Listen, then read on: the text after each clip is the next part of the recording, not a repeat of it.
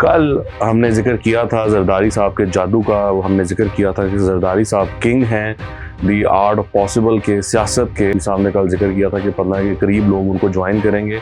जरदारी साहब ने सरप्राइज़ किया, हमें भी सरप्राइज़ कर दिया और उन्होंने इससे ज़्यादा लोग अपनी पार्टी में शामिल कर लिए हैं साउथ पंजाब से, जिनका पहले ताल्लुक पीटीआई से था। तो ऐसे ही तो उन्हें मर्द आहान नहीं ना कहते, मर्द हुर्वे नहीं कहते पॉलिटिक्स का। और वो आपने जैसे खुद का आर्ट ऑफ पॉसिबिलिटीज उनसे देखते हुए जानता है कि उन्होंने सिर्फ 15 नहीं ज्वाइन करा, 25 बंदे ज्वाइन करा दिए।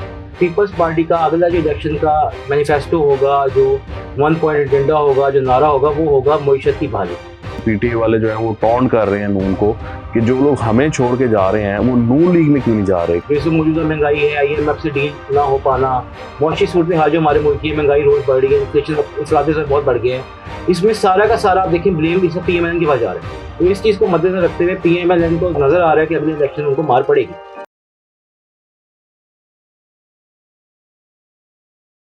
सच का मैं खुशामदीद, मेरा नाम है वकास इब्राना, आप देख रहे हैं नया दौर। मेरे साथ मौजूद है हसन नकवी। कल हमने जिक्र किया था जरदारी साहब के जादू का, हमने जिक्र किया था कि जरदारी साहब किंग हैं दी आर्ट ऑफ पॉसिबल के, सियासत के, और उन्होंने कुछ इसी तरह ही किया। नकवी साहब ने कल जिक्र किया था कि 15 के करीब लोग उनको ज्वाइन करेंगे। जरदारी साहब ने सरप्राइज़ किया, हमें भी सरप्राइज़ कर दिया और उन्होंने इससे ज़्यादा लोग अपनी पार्टी में शामिल कर लिए हैं साउथ पंजाब से, जिनका पहले ताल्लुक पीटीआई से था। अब इसमें आगे क्या होने जा रहा है उस पर बात करेंगे हम। और हमारे जो बहुत ही प्यारे और क्यूट और वसीम अकरम प्लस वज़ीर आला थे, साबिक वज़ीर आला पंजाब जनाब सरदार उस्मान बुज़दार साहब, वो गायब हैं। और उस बारे में हम जानेंगे कि वो कहाँ गायब हैं, कहाँ इस टाइम वो मौजूद हैं, और वो पार्टी को ज्वाइन रखेंगे, पार्टी के साथ रहेंगे पीटीआई के, या वो भी छोड़ देंगे। तो नकवी साहब सबसे पहले तो ये बताएं कि ये जरदारी साहब ने फिर अपना जादू चला दिया। जहांगीर तरीन साहब जो कार्रवाई डालना चाहते थे उसमें पानी फेर दिया। अब आगे का क्या मंजरनामा है पंजाब में, जरदारी साहब का क्या हिस्सा होगा, वो जरा बताएं। सर ऐसे ही तो उन्हें मर्द आहान नहीं ना कहते, मर्द हुर्वे नहीं कहते पॉलिटिक्स का। और वो आपने जैसे खुद का आर्ट ऑफ पॉसिबिलिटीज उनसे देखते हुए जानता है, जो कुछ भी कर सकते हैं नामुमकिन को। उन्होंने सिर्फ 15 नहीं ज्वाइन करा, 25 बंदे ज्वाइन करा दिए।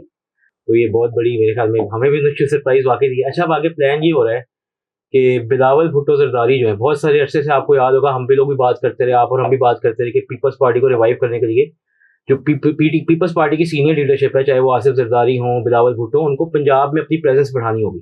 लेकिन वो मुख्तलिफ अदवार में मुख्तलिफ वजूहात की बिना पे वो आप देखते रहे कि वो पंजाब को उतनी इंपॉर्टेंस और उतना टाइम नहीं दे पाए। लेकिन अब फैसला ये हुआ है कि बिलावल भुट्टो जरदारी साहब जो पीपल्स पार्टी के चेयरमैन हैं, वो रहीम यार खान से आइंदा इलेक्शन लड़ेंगे। और इसका बाकायदा ऐलान जो है वो इलेक्शन शेड्यूल जारी होने के बाद होगा। अच्छा, ये मैं बताता चलूँ कि लियाकतपुर का ये इलाका वही है जो ये सेफ सीट समझी जाती है पीपल्स पार्टी, मखदूम अहमद महमूद खानदान वहाँ पे है उस एरिया में, और वहाँ से वो इलेक्शन हारते कभी नहीं है। तो इसी सीट से जो है मखदूम अहमद महमूद साहब खुद कामयाब होते रहे। अभी कल जिन्होंने ज्वाइन किया है कुतुब कुरेजा साहब ने, वो इसी हल्के से, कुतुब फरीद कुरेजा साहब जो है वो इसी हल्के से MNA पीपल्स पार्टी के बाद में PTI में चले गए।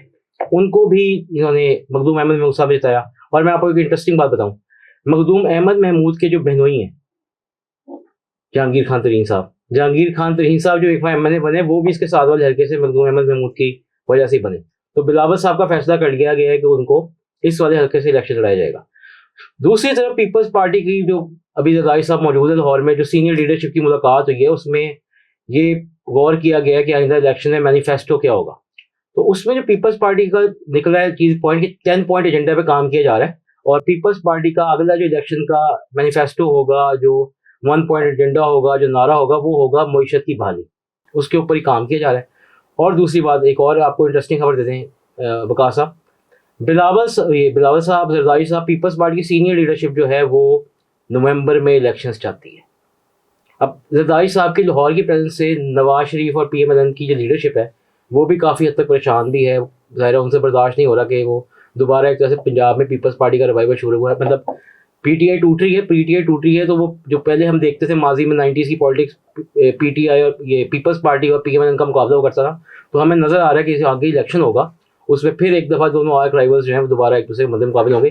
जरदारी साहब पीपल्स पार्टी को दोबारा कोशिश कर रहे हैं खड़ा करने में, काफ़ी तक कामयाब साउथ पंजाब में नजर भी आ रही है। अच्छा, ये जो है इलेक्शंस नवंबर में होने का, तो आईनी तौर पे तो अगस्त में अगर असम्बलियां तहलील हो जाती हैं, मतलब उनकी मुद्दत पूरी हो जाती है, तो फिर मतलब 3 महीने की केयर टेकर गवर्नमेंट तो फिर रहनी पड़ेगी ना जी। वही होगी ना, नवंबर के बाद, उसके बाद ही, मतलब वो चाह रहे हैं कि जैसे ही वो इलेक्शन की केयर टेकर की गवर्नमेंट आती है और वो खत्म होती है, उसके बाद इलेक्शन हो जाए।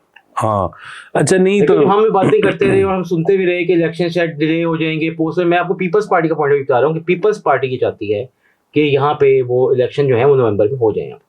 अच्छा, अब ये तो वही बात हुई ना कि वो जो जरदारी साहब के लोग गए थे, फिर वो वापस आ रहे हैं। जी, वो वापस आ गए हैं। उसके अलावा और लोग भी हैं, मतलब जरदारी साहब के जो जीते, आपको याद होगा हम पहले भी डिस्कस करते रहे, मैं और आप पहले भी बात करते रहे, जो पहले एमएनए एमपी जिनके छोड़ के गए थे पीटीआई में और दीगर जमातों में, वो वापस आ रहे हैं। तो एक तरह से पीपल्स पार्टी जो एक तरह से तकरीबन खत्म हो गई थी 94 सीट से 2008 में, ये आ गए थे 7 सीटों पे 2018 में। तो एक तरह से पीएमएलएन के लिए शॉकिंग इसलिए है कि वो एक तरह दोबारा लॉस्ट ग्राउंड को गेन कर रहे हैं जरदारी साहब। नकवी साहब ये बताए ना कि ये सब ये जानना चाहते हैं, हर बंदे के ज़हन में ये है। इनफैक्ट अब तो पीटीआई वाले जो हैं वो टॉन्ट कर रहे हैं नून को कि जो लोग हमें छोड़ के जा रहे हैं वो नून लीग में क्यों नहीं जा रहे। क्या इसका मतलब ये है कि उनको लगता है कि नून लीग को वोट नहीं पड़ेगा, वो नून लीग नहीं जीतेगी? ये क्या साइंस है? ये पीपल्स पार्टी में क्यों जा रहे हैं, जहांगीर तरीन से क्यों मिल रहे हैं? ये नून लीग वाले क्या सोए हुए हैं या इनको इंटरेस्ट ही नहीं उनको लेने में, या दे आर सिटिंग कंफर्टेबल? ये चक्कर क्या है? सर जैसे मईशत का हाल हो गया है विकास भाई, ये तो मैं आपको क्लियर बता दूं, आपको हम खुद भी डिस्कस करते हैं, देखते भी रहते हैं। इस वक्त जो अगला इलेक्शन होगा ना, वो मईशत की जो बात करेगा, क्योंकि इस वक्त अवाम की कमर टूट गई है महंगाई से। तो जरदारी साहब ने उस चीज़ को मद्देनजर रखते हुए, उनको भी ये पता है कि अगर मईशत की बात की जाएगी और लोगों के जो इकोनॉमिक वाउज है उनको एड्रेस किया जाएगा, लोगों के माशी हालत बेहतर की जाएगी, उनकी स्टैंडर्ड ऑफ लिविंग बेहतर की जाएगी, तब कुछ किया जा सकता है। तो इसी बात को मद्देनजर रखते हैं। अच्छा, अब आप देखें इस सब चीज़ का इल्ज़ाम जो है, जैसे मौजूदा महंगाई है, IMF से डील ना हो पाना, मौशी सूरत हाल जो हमारे मुल्क की है, महंगाई रोज बढ़ रही है, इन्फ्लेशन इंफरादी से बहुत बढ़ गया है, लोगों की पहुंच से दूर हो गई है अशरफ खुदनोश। ये ब्लेम के ऊपर देखिए, हम पहले भी डिस्कस करते थे कि सारा कुछ जो है, इसका ब्लेम जो है वो पीएमएलएन की गवर्नमेंट पे, मतलब पीडीएम की गवर्नमेंट है, लेकिन उसमें ज़ाहिर फाइनेंस मिनिस्ट्री उनके पास है, प्राइम मिनिस्टर भी उन्हीं के हैं, तो इकोनॉमिक वाउज लोगों के एड्रेस नहीं कर पा रहे, तो इसका ब्लेम सारा नजर लोगों को उन्हीं पे गिर रहा है। तो इस चीज को मद्देनजर रखते हुए पीएमएलएन को नजर आ रहा है कि अगले इलेक्शन में उनको मार पड़ेगी, और इसी को देखते हुए शायद 8 रुपए जो कल पेट्रोल कम किए कि शायद को लोगों की सिंपैथी गेन कर सके। अच्छा, ये हमारे हर दिल अजीज जो फॉर्मर पंजाब के चीफ मिनिस्टर रह चुके हैं सरदार उस्मान बुज़दार साहब, वो गायब हैं। उनको नैब भी बुला रही है, एंटी करप्शन भी बुला रही है, लेकिन वो कभी उनको कोई डेंगू हो जाता है या कोविड का वो मामला हो जाता है, और वो आई थिंक अंडरग्राउंड है, प्रॉपर अंडरग्राउंड है, किसी को नहीं पता वो कहाँ पर है। तो नकवी साहब ये बताएं कि कहाँ पर है हमारे इतने प्यारे से क्यूट से जो वजीर आला थे, वो कहाँ पर है, इतने मासूम से आदमी? अंडर ट्रेनिंग चीफ मिनिस्टर थे ना जी, पुराने, जो बहुत सादा थे, मतलब वैसे सादा थे, उनको कुछ नहीं पता, कहते भी थे मुझे अंडर ट्रेनिंग हूँ मैं, लेकिन वो बाद में कार्रवाई बहुत जबरदस्त 40 सादगी का उनकी फायदा उठाया ना लोगों ने। नकवी साहब ऐसे तो ना कहे, उठाया फायदा, वो गुजार हाउसी बना दिया सरकारी जमीन पे। ऐसे चले वो छोड़े, वो सर इस वक्त जो है ना, उनके इलाके में कोस रमाने की पहाड़ियां शुरू हो जाती है, जो जाके बलूचिस्तान से मिलती हैं, वो नो गो एरिया कंसिडर किया जाता है, वहाँ पे सेफ हेवन है, तो उनमें एक जगह मौजूद है, तो वहाँ पे वो पाए जाते हैं। कोशिश वो जाहिर है उनको भी ये पता है कि अगर वो पकड़े जाएंगे तो उन पे जाहिर है वो पार्टी भी शायद छोड़ी पड़ जाए, बाकियों को ऐलान करना पड़ रहा है, क्योंकि जहाँ ताल्लुकी सबने की है। जो 9 मई के वाक़यात थे वो दिल खराश वाक़या था, जिसमें नहीं होना चाहिए था, तो वो, लेकिन शायद वो लोगों को, उनको ये भी डर है कि इमरान खान साहब के शायद राज भी उनके बहुत हैं, बुशरा बीबी से डेटेड और फरागोगी से डेटेड, तो उनका सामने आना पीटीआई के लिए भी बहुत खतरनाक होगा इमरान खान साहब के लिए।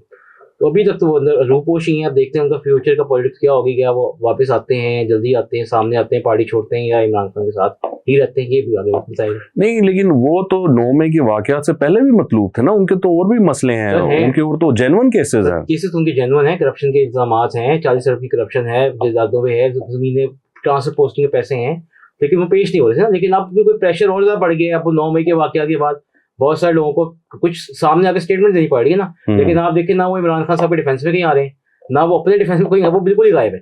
तो या तो वो डरे बहुत हैं, आप देखिए कब सामने आएंगे तो चीजें पता लगेंगी। लेकिन मैंने आपको ये बता दी है, हमारे सोर्स ने कंफर्म किया है, वो वहाँ पे हैं, पहाड़ियों में है। लॉ एनफोर्समेंट एजेंसी जो हमारी है, उनसे भी रिक्वेस्ट करूंगा कि आप उनको जियो फेंसिंग करके ढूंढने में मिल जाएंगे, आप पहाड़ियों में जाएं। ठीक है जी, ले जी, आज के प्रोग्राम में इतना ही। आपके देखने का बहुत शुक्रिया। आपसे मुलाकात होगी अगले हफ्ते। खुदा हाफिज।